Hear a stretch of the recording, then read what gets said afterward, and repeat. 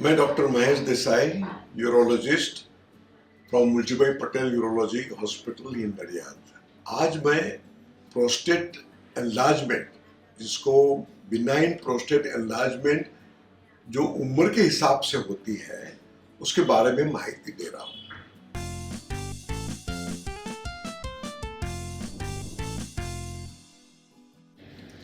Prostate एक sex ग्रंथि है, पुरुष को होती है और धीरे धीरे यंग एज में कोई प्रॉब्लम नहीं होता।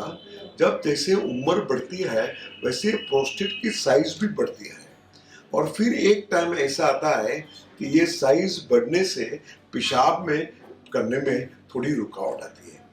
तो पहला जो सिम्टम्स होते हैं वो रात को उठना पड़ता है। यूजुअली रात को पेशाब करने उठते नहीं है यंग उम्र में, पर जैसे जैसे उम्र जाए वैसे रात को पेशाब करने उठना पड़ता है।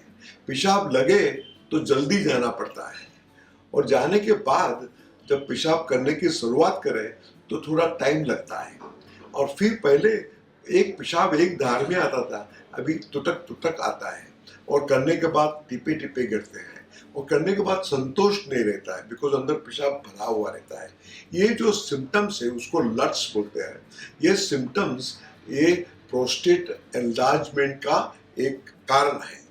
जब ऐसा कारण से पेशेंट जब आते हैं तो पहले हम एग्जामिन करते हैं और एक डिजिटल रेक्टल एग्जामिनेशन प्रोस्टेट की करते हैं, जो गुदा के द्वारा उंगली डाल के प्रोस्टेट देखते हैं। तो उसकी साइज बड़ी होती है तो वो कंफर्म करता है कि ये तकलीफ एनलार्ज प्रोस्टेट से हुई है। एक्चुअली प्रोस्टेट जो होता है उसमें 4 प्रकार होते हैं। एक तो होता है पेरिफेरल जोन, जो आउटर साइड का होता है, जिसपे कैंसर होने की संभावना होती है। एक ट्रांजिशनल जोन जो बीच में होता है, उसमें बीपीएच होता है। एक एंटीरियर फाइब्रोमस्कुलर स्ट्रोमा, उसमें कोई रोग नहीं होता। और सेंट्रल जोन जो इजेक्ट डक्ट के आजू बाजू होता है, उसमें भी कोई रोग नहीं होता है। जब ट्रांजिशनल जोन बढ़ता है तो वो यूरेथ्रा को दबाती है और यूरेथ्रा को पुल भी करती है। प्रोस्टेट की साइज बड़ी होने से वो इंट्रा यूरेथ्रल प्रेशर बढ़ जाता है। तो फिर हम डिजिटल रेक्टल एग्जामिनेशन से देखते हैं प्रोस्टेट कितना बड़ा है। उसके बाद हम ट्रांस रेक्टल सोनोग्राफी करते हैं, जिससे हमें दिखता है कि ये एनलार्जमेंट ये बीपीएच या सादी प्रोस्टेट गांठ के हिसाब से है।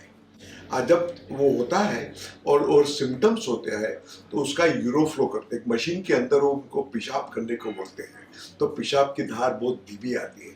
तो ये जब होता है तो हमें मालूम होता है कि ये प्रोस्टेट उम्र के हिसाब से ये बिनाइन प्रोस्टेट एनलार्जमेंट हुआ है।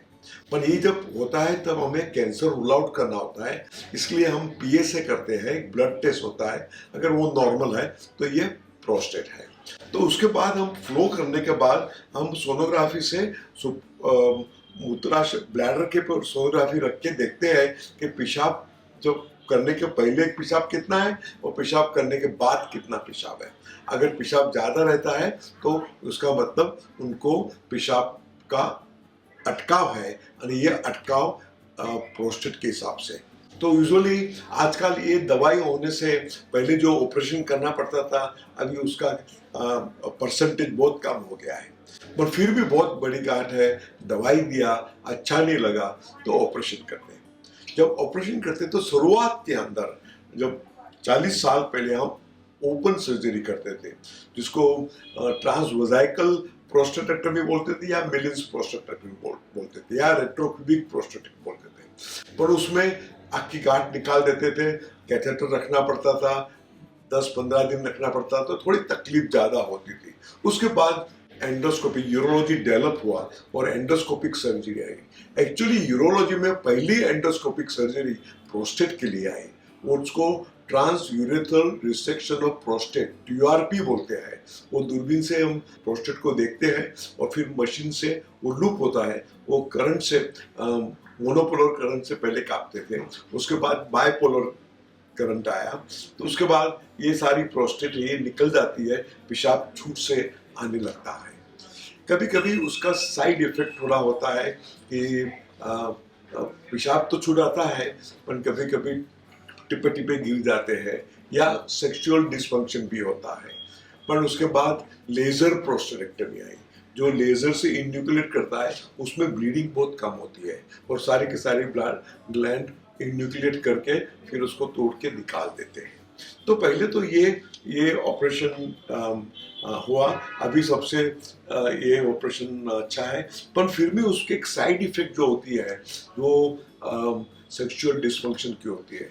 तो पहले एक टेक्निक आई, उसको ट्यूना बोलते थे, ट्रांस यूरेथ्रल नीडल एब्लेशन। वो सुई डाल के इलेक्ट्रिक करंट से उसको कोगुलेट करके वो प्रोस्टेट को श्रिंक करते थे। कभी कभी इंजेक्शन देते थे इथेनॉल का, उससे प्रोस्टेट कम होता है अभी, पर उसके साइड इफेक्ट ज़्यादा होते हैं। अभी जो नई तो पद्धत है, वहाँ ऐसा ही प्रोस्टेट के अंदर इंजेक्शन डाल के वेपर देते थे। जो वाटर वेपर होता है, उसका टेम्परेचर होता है नियरली 70 डिग्रीज टिश्यू में टेम्परेचर हो जाता है, उससे टिश्यू कोएगुलेट हो जाता है और प्रोस्टेट बड़ी हो जाती है। उसमें फायदा क्या होता है कि पेशाब तो छूट से आता है, पर वो ये प्रोसीजर में कोई प्रकार की सेक्सुअल डिस्फंक्शन नहीं रहता और पेशेंट को कोई प्रकार का एनेस्थेशिया भी देने की जरूरत नहीं पड़ती है। एक दिन की प्रोसीजर है, सुबह आए, शाम को घर को चले गए, कैथेटर रखना पड़ता है और फिर निकाल देते हैं। फिर भी गांठ और बहुत बड़ी है तो TURP, ट्रांस यूरेथ्रल रिसेक्शन तो है, जो दूरबीन से करके निकाल देते हैं। उसमें पर 3 दिन कैथेटर रखते हैं, चौथे दिन भेज देते हैं। सो ये बिनाइन एनलार्ज प्रोस्टेट, जैसे आंख में कैटरेक्ट आना, बाल चले जाना या सफेद होना, उसमें ये प्रोस्टेट उम्र के हिसाब से होती है। ये रोग नहीं है, ये उम्र की तकलीफ है और उसके सब इलाज है।